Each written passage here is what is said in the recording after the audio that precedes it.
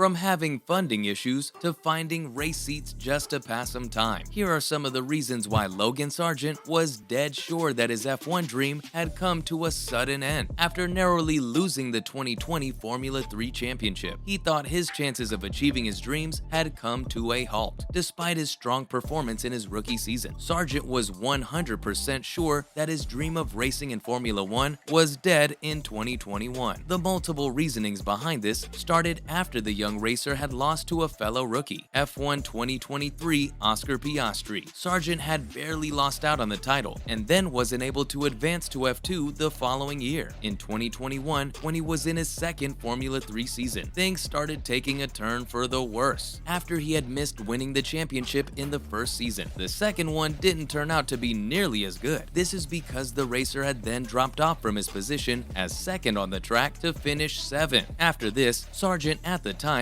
believed that his ambition and passion of competing in Formula 1 was most definitely over. The racer was later reported to have said that he felt that he was 100% confident that his career was gone at that moment. He was heard saying that his career was either going to be heading toward the LMP or IndyCar route at the time. Not only this, but he assured fans that he was more than happy with whatever the future brought. At the time, it was simply my reality. I thought those two places were the only ones I still had a chance to turn to. He went on to say that the F3 seat was just simply there to kill some time, stay in a vehicle, help a team advance, and let's say move into a different position for himself. According to him, the GT races and LMP2 races are just for some fun and to get some experience in a sports car or endurance racing. He then finished his statement by saying that he believes that everything worked out for the best and benefited him towards the end, but fate just doesn't seem to be on his side. That's because the star's performance wasn't the only reason for him not being able to go for F1. Because the epidemic significantly disrupted the racing schedule, it became quite challenging for drivers to compete and show their abilities. On top of that, the economic pressure overall brought on by the epidemic also reduced funding for several teams and drivers, including Sargeant. This then added to the bad timing of the whole situation, and it led to him not being able to compete and prove his skills at the right time. Along with this, funding was the main obstacle that our dear racer faced. Sargeant lacked the money required for F2, as the drivers in the series are expected to pay a portion of the cost associated with maintaining the team and obtaining a place in a car. But I feel comfortable. Just getting ready to have my first run, and we'll see how that goes. Yeah, obviously super excited. Gonna do everything I can on the sim to be as well prepared as possible. Ready to get in the car on Tuesday, and super excited for it.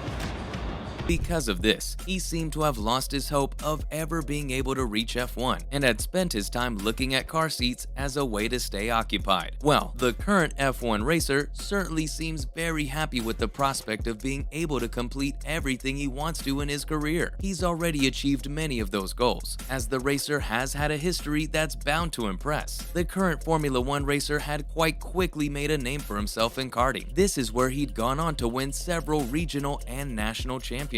He then later transitioned to auto racing and participated in quite a lot of junior formula races in both Europe and America. In 2019, he competed in the FIA Formula 3 Championship and finished 8th in the overall standings with 2 podium finishes. Sargeant then made his FIA Formula 2 Championship debut in 2020, placing 7th at the end of the regular season. Finally, in 2021, he competed in the FIA Formula 2 Championship and finished 6th in the overall standings, with 1 race win and 5 podium finishes. Now, this may not seem very impressive at first, but it's worth noting that the racer is quite early on in his career, with a lot of room for improvement. He still has quite some potential for more achievements in the future, and the right people must have probably seen that, because the F1 opportunity for Sargeant came quite quickly. Rumors were going around at the time that Williams wanted to switch Nicholas Latifi out for Nick De Vries last year, but then the silly season domino effect seemed to have come into play. Simply putting it, Sebastian Vettel had announced his retirement from the world, as a result of which Fernando Alonso was chosen to replace him at Aston Martin, with Alonso leaving behind a gap in his position after he left for Aston Martin. We've had our ups and downs, made some mistakes, but I feel like I've learned from most of them. But most importantly, I feel like we've been extremely quick all year. We put together some really good rounds, and we need to try and do that at the last one. Yeah, you mentioned that Abu Dhabi, the last one. What's the aim from that? Just to get as many points as possible? Yeah, absolutely. I mean, at this point, it's pretty much a one-race shootout in the championship. Full attack, have a good qualifying and go from there. Pierre Gasly replaced him at Alpine, but it seems that Gasly wasn't Alpine's first choice, as he was chosen after Oscar Piastri turned them down for McLaren. De Vries was then introduced by AlphaTauri as Gasly's replacement. Colton Herta was the man whom they had initially sought out, but it seemed they were unable to get him a super license exemption, so instead they went for De Vries, who had just shown a terrific performance after his debut with Williams in Monza, being the prime candidate to replace Latifi. Because of this, Williams quickly declared Sargeant as their choice to take Latifi's position, even though he'd previously not been permitted to participate in Formula 1. But with a P4 and F2, he was able to obtain his super license and finally received the seat that he had been waiting patiently for so long. Well, we've already discussed the fascinating and impressive history behind the star's rise through the ranks of race car driving. I think it's now time to discuss his prospects and goals for the racer's future. Sargeant recently participated in 4 open practice sessions and the season-ending test in Abu Dhabi last year.